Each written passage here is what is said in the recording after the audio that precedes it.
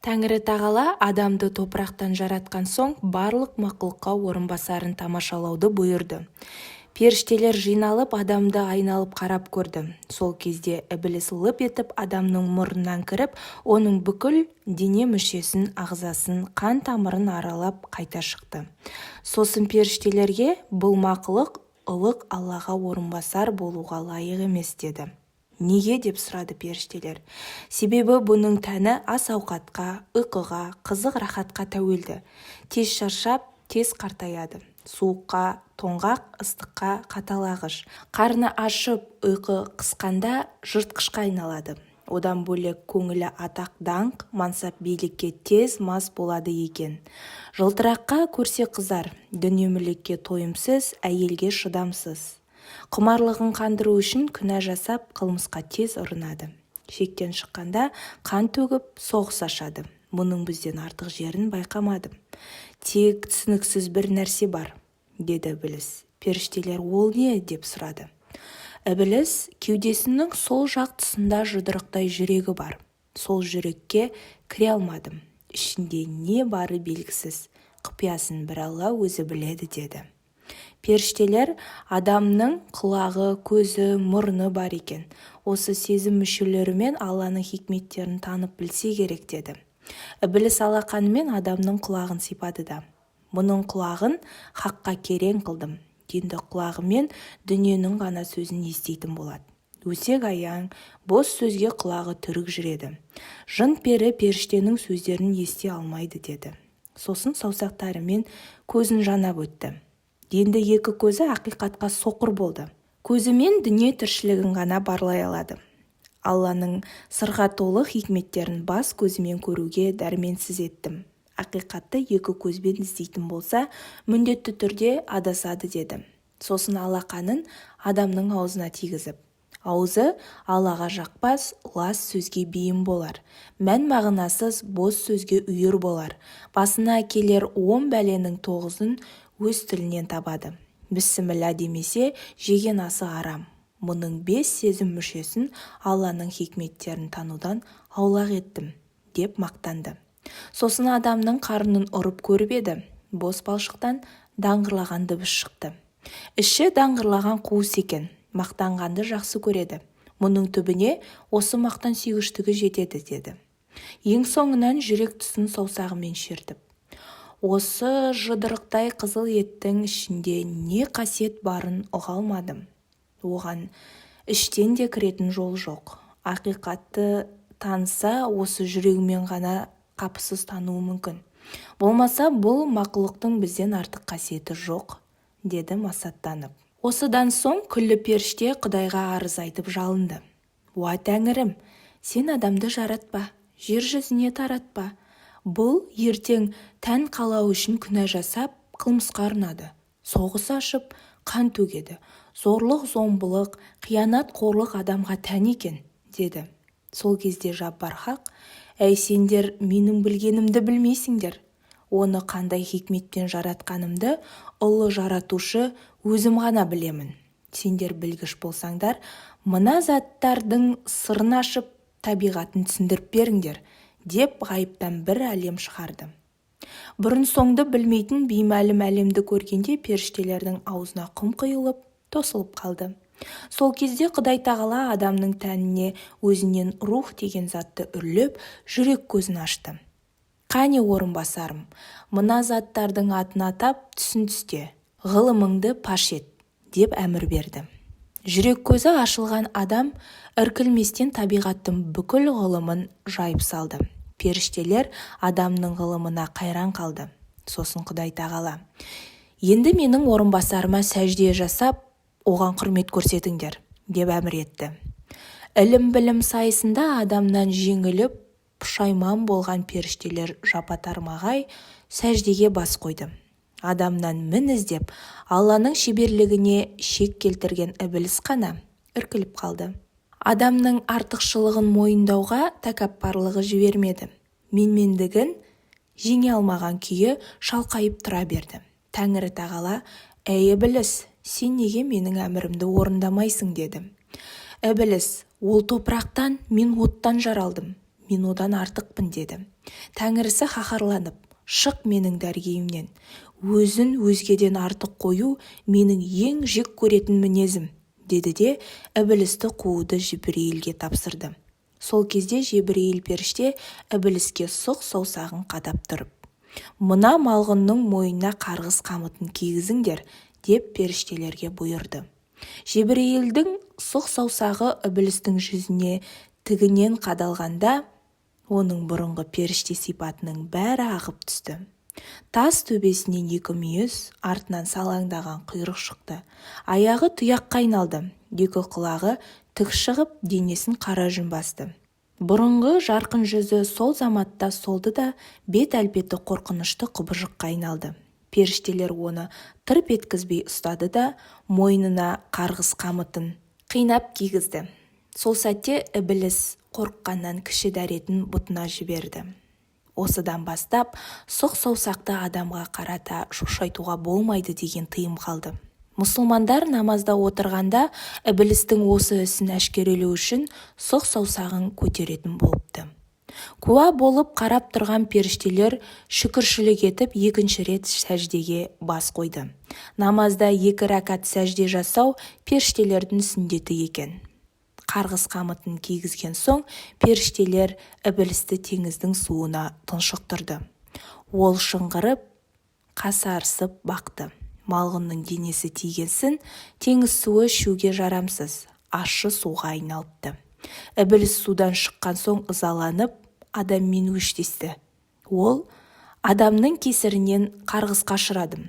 Қиямет қайымға дейін оның ұрпағымен жауласамын. Бірін қоймай азғырамын деді. Сонда маған тура бастайтын жалғыз жол шын пейілмен таза жүрек. Ықыласты құлдарымды азғыра алмассың, деді Тәңірісі. Саған шын берілген таза жүрек момын құлдарыңды азғыруға әлім келмес, бірақ дүние менікі деп ойлайтын ғапылдардың біреуін қоймаймын. Бәрінің бағын байлап, бақытын қайтарамын, деді. Адам мен періштенің айырмасы неде? Періште жасанды интеллектіге ұқсайды. Ал адамның артық қасиеті әлемге атау беріп, ат қоя алады.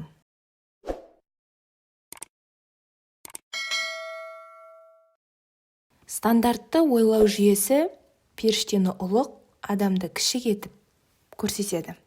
Ақылға салсаң, расымен де адамнан гөрі періштенің бәсі жоғары сияқты, сипаты пәк.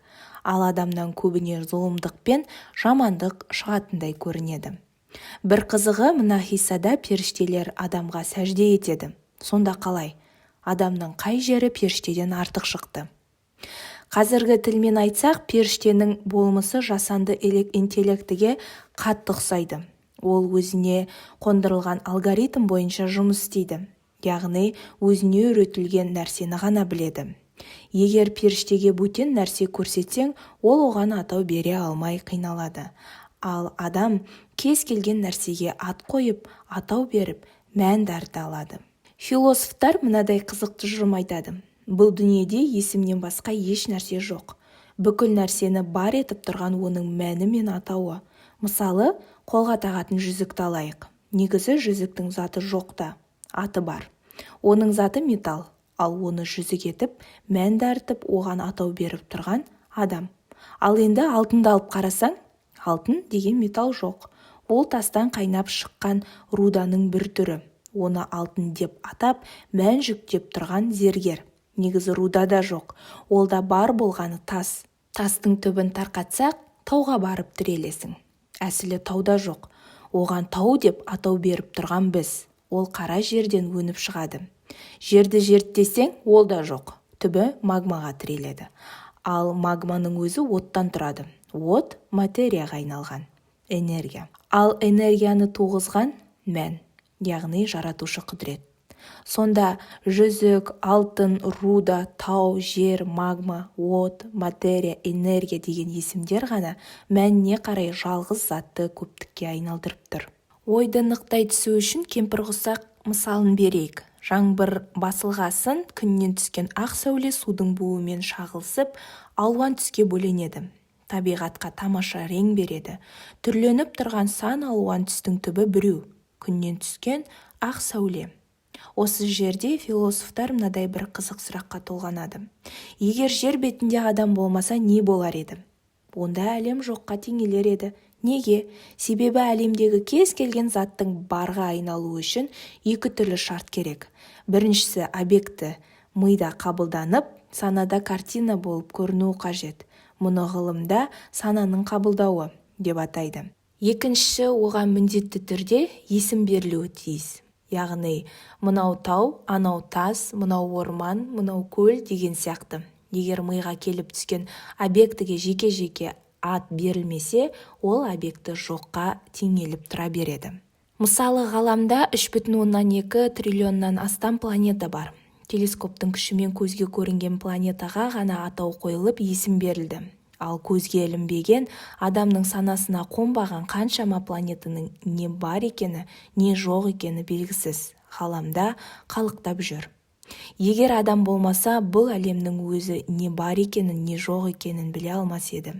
Объектілерге есім қойып, бір-бірімен мән арқылы байланыстырса ғана тіршілік мәнге құралады. Ал періштені жер бетіне түсірсе, ол адам сияқты заттарға атау беріп, олардың мәніне қарай біріктіре алмас еді. Адамды періштеден артық қылған ең басты сипаты осы. Бір қызығы, әр нәрсеге атау беретін ойшыл адамдар көбейген ұлыста сол елдің ана тілі міндетті түрде ғылым тіліне айналады. Грек тілі неге философия тіліне айналды? Оның жауабын Ницше береді. Грек тілі өте бай. Себебі грек ойшылдары ана тілінде ойланды. Философия өндіру үшін шет тіліне мұқтаж болған жоқ. Құбылысқа атау беретін бүкіл салмақ жалғыз грек тілінің иығына түсті. Өткір қанжардың екі жүзі бар сияқты, бұл хиссаның қауіп-қатерді ескертіп тұратын екінші бір ишарасы бар. Әлемге осыншама мән дарытып, атау беріп, тіршілікті түрлендірген құдіретті адамның бірақ сәтте басынан бағы, астынан тағы таюы мүмкін. Оны ібілістің мысалымен береді. Оның малғын аталуының басты себебі адамның рухани қарым-қабілетін қасақана көрмеуі. Оның мысалы өмірде жиі кездеседі. Өзінен ақыл-парасаты асқан кісіні ақжүрекпен мойындау кәдімгідей сынақ. Ұжымдағы талай талант іші тар, күншіл әріптестерінің кесірінен оңбай опық жейді. Іштарлықтан болатын қылмыстың өзі бір төбе. Бұл оқиға Құранда 7 рет кездеседі. Кей кісі неге мұншалықты қайталауға ұрынған? Бір рет берсе жетпей ме деп ойлайды. Түрік ғалымы Мұстафа Өзтүрік осыған орай бүйдеп пайым жасайды. Оның ойынша адам ғапылдыққа бейім. Дүниесіне алданғанда ең маңызды миссиясын ұмытып кетеді. Мен одан артықпын деп басталатын тәкаппарлық кез келген адамның соры. Осындай сорға жолықпасын деп, Құран біздің ең қауіпті қатерден қайта-қайта сақтандырып тұрады. Оны үйдегі қарапайым тіршілікке қарап білуге болады. Қазіргі баланың соры сабағын ұмытып, смартфонға жабысу. Баланы бұдан тыймаса, бұл қызықтың түбі трагедиямен аяқталады. Оны ата-ана жақсы біледі. Білгесінде, балам, смартфонды өшір, кітабыңды оқы, ертең далада қаласың, деп ескертіп отырады. Құрметті ата-ана, енді сізге сұрақ. Осы ескертуді балаңызға тәулігіне неше рет қайталайсыз? Ең кемі 10 рет. Балаңызға 10 жасында балам смартфонға үйір болма, дұрысы кітап оқы, деп бір-ақ рет ескертіп қоя аласыз ба? Сол мүмкін бе? Біздіңше мүмкін емес. Бала ұмытып кетеді.